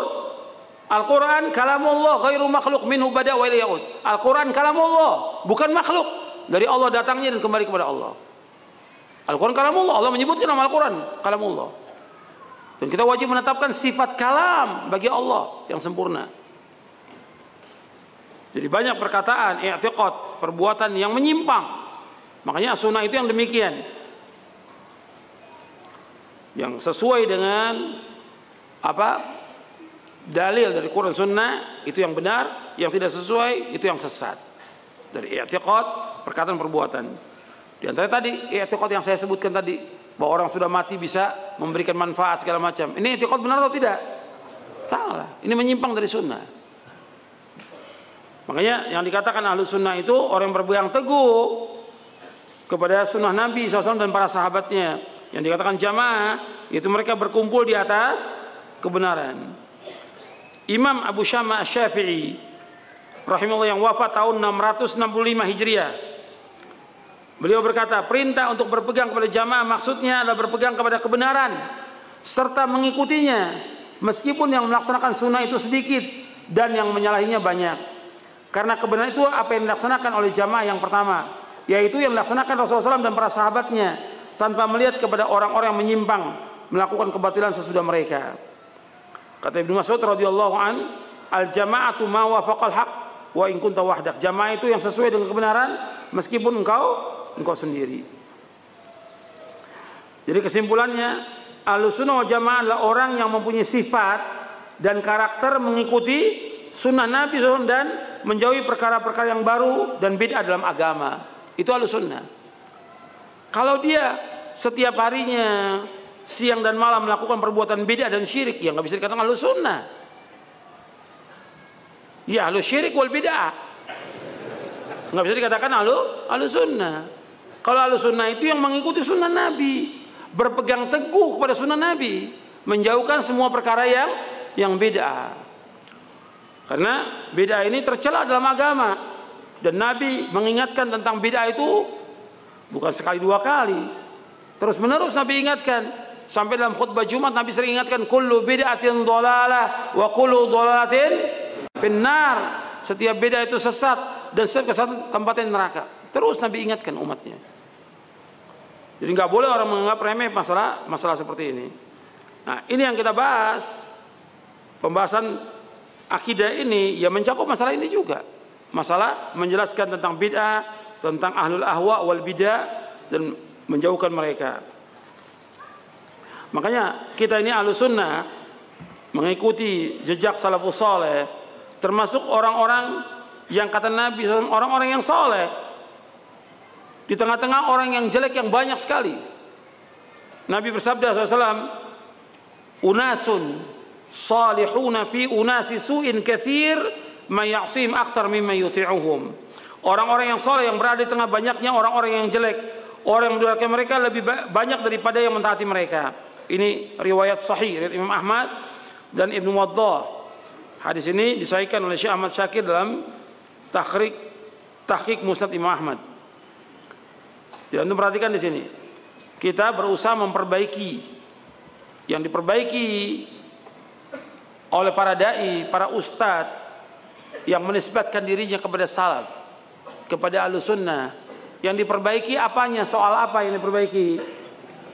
Soal duit, soal politik, soal pilkada, soal ekonomi, soal usaha dagang, atau apa yang diperbaiki?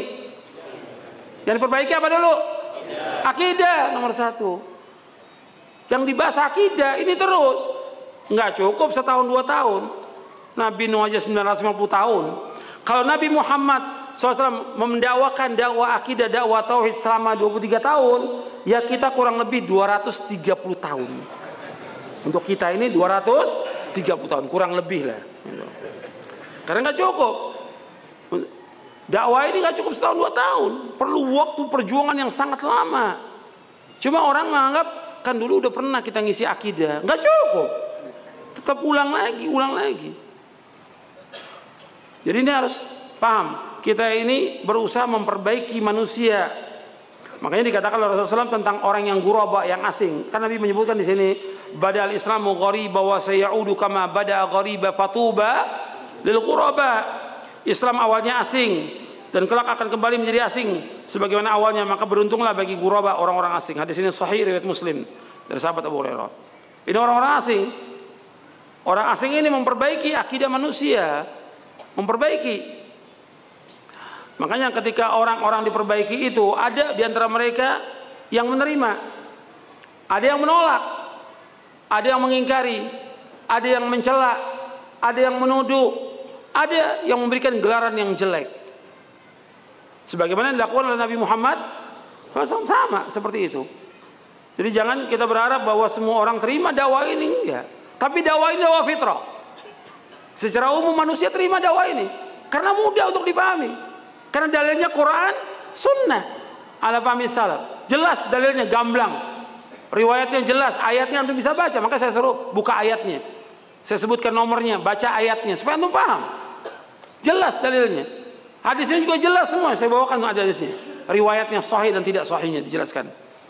Kemudian juga secara fitrah manusia cocok dengan ini, mudah, nggak menyulitkan, nggak membebani manusia akidah ini, mudah. Dan juga tidak membingungkan, sesuai dengan fitrah. Bisa diterima oleh fitrah manusia, bisa diterima oleh akal manusia. Maka dakwah ini kalau antum lihat nggak pernah berkurang dakwah ini, selalu bertambah dakwah ini, nggak pernah berkurang. Semakin dakwah kita dakwakan, dakwah tauhid, dakwah akidah, semakin banyak yang ikut, nggak pernah berkurang. Dan itulah dakwahnya Nabi Muhammad SAW, seperti disebutkan oleh Heraklius bertanya kepada Abu Sufyan, apakah pengikutnya Nabi Muhammad SAW itu orang-orang kaya atau miskin yang terbanyak? Miskin yang banyak. Kemudian bertambah atau berkurang? Bertambah. Karena dakwah ini nggak pernah berkurang. Dakwah ini semakin kita jelaskan tentang tauhid, tentang akidah yang benar, semakin banyak. Antum bisa lihat sendiri, nggak pernah berkurang. Semakin banyak dakwah ini di mana-mana. Dan semakin orang mau tahu tentang akidah yang benar dan mau memahami dan mau mengamalkannya. Nah, resikonya Orang-orang yang nggak senang itu, ya mulai mereka mencela, memfitnah, menuduh dan segala macam. Sebagaimana dakwah Nabi Muhammad SAW. Nabi udah berdakwah, ya dituduh orang gila, penyair, tukang sihir, orang yang putus barokahnya, dan segala macam tuduhan. Tapi itu tuduhan nggak ada masalah. Dakwah tetap harus jalan. Makanya mereka nggak mampu membantah dengan dalil dan juga mereka nggak mau ikut. Mereka nuduh. Ini ajaran Wahabi sesat. Antum bisa tanya Pak Kiai, Pak Ustadz, Wahabi itu apa? Wahabi itu apa? Jenis orang, apa jenis makanan? Gitu. Tanya kepada dia, apa? Jelaskan. Jangan asal ngomong, jangan asal nuduh. Wahabi itu apa? Jelaskan. Kau bilang itu aliran yang melarang orang ziarah kubur. Apa ada larang ziarah kubur? Di buku ini jelaskan tentang ziarah kubur, ada di sini. Di buku ini ada, di Syarah Akidah ini tentang ziarah kubur. Enggak ada larangan ziarah kubur. Yang dilarang itu minta-minta ke kuburan. Secara akal, bisa nggak orang yang sudah mati itu diminta? Coba Pak Kiai jawab. Jadi antum ini juga jangan diam. Antum ajak mereka diskusi, ajak mereka berpikir. Ajak. Jangan kepada muridnya, jangan. Langsung kiainya, ustadznya. Gitu. Langsung, saya mau ketemu dengan kiai. Enggak ngadepin saya, enggak, saya mau ketemu sama kiainya. Harus begitu, supaya apa? Bisa jelas. Karena apa? Selama ini semua tuduhan. Enggak ada bukti. Kan Allah mengatakan, Qul hatu burhanakum in kuntum shadiqin, kata Allah. Katakan kepada mereka, mana bukti kamu, mana hujah kamu, mana dalil kamu. Jika kalian orang yang jujur. Begitu Islam, mana dalil kamu? Menuduh orang semua bisa. Anak kecil juga bisa. Dan yang paling bisa menuduh orang gila. Sekarang ketika orang menuduh ini Wahabi sesat, dari mana? Yang diajarkan akidah yang benar kok tauhid. Akidah Ahlussunnah wal Jamaah. Ada dalilnya, ada keterangannya, ada rujukannya, ada marojinya, ada referensinya, bisa dilihat di kitab itu. Bukan kata orang. Ketika nuduh, mana buktinya? Jadi antum harus bisa supaya mereka juga terbuka. Kalau mereka nggak mau, nggak ada masalah, nggak ada masalah dalam dakwah. Yang penting kita berusaha untuk mengajak dengan cara yang baik. Mereka terima, alhamdulillah. Mereka nggak terima, nggak ada masalah. Karena apa? Secara umum manusia Allah sudah sebutkan semuanya fasik. Wa inna katsiran minan nasi la fasiqun. Kebanyakan manusia ini fasik, melanggar syariat. Yang kedua, dalam dakwah Allah sudah sebutkan yang tadi yang sudah kita baca di buku ini. Di surah An-Nahl, surah 16 ayat 36. Setelah nabi-nabi mendakwakan dakwah tauhid, melarang menyembah tagut, diwajibkan untuk menjauhkan tagut. Kata Allah, apa? Faminhum man hadallahu wa minhum man haqqat alaihi dhalalah. Di antara mereka ada yang dapat hidayah, di antara mereka ada yang sesat. Nggak mungkin semua manusia dapat petunjuk, nggak mungkin. Mesti ada yang sesat, yang tetap dengan kesesatannya dia nggak mau terima ajaran yang benar. Meskipun kita sudah bawakan dalil. Nggak ada masalah. Tapi tetap dakwah ini harus jalan. Nggak bisa kita diam. Dakwah ini harus terus tegak. Makanya Nabi menyebutkan orang-orang yang mendakwakan dakwah akidah, dakwah tauhid ini, yang memperbaiki manusia. Nabi mengatakan begini. Antum lihat di halaman 40, alladzina yuslihuna inda fasadin nas, yaitu orang-orang yang senantiasa memperbaiki umat di tengah-tengah rusaknya manusia. Di tengah-tengah rusaknya manusia. Yang rusak di sini adalah manusia, banyak kerusakannya. Rusak masalah politiknya, rusak masalah kepemimpinannya, rusak masalah ekonomi, rusak masalah muamalah, rusak masalah akidah, rusak masalah sholatnya. Semua rusak, tapi yang mana dulu yang harus diperbaiki? Apa? Akidah. Makanya orang-orang ini hadis sahih ghairi. Riwayat Abu Ja'far At-Tahawi dalam syarah Mushkil Athar dan juga Al-Lalikai dalam syarah Ushul I'tiqad Ahlussunnah wal Jamaah. Nabi juga mengatakan alladzina yuslihuna ma afsadan nas min ba'di min sunnati, yaitu orang yang memperbaiki sunnahku sepeninggalku sesudah dirusak oleh manusia.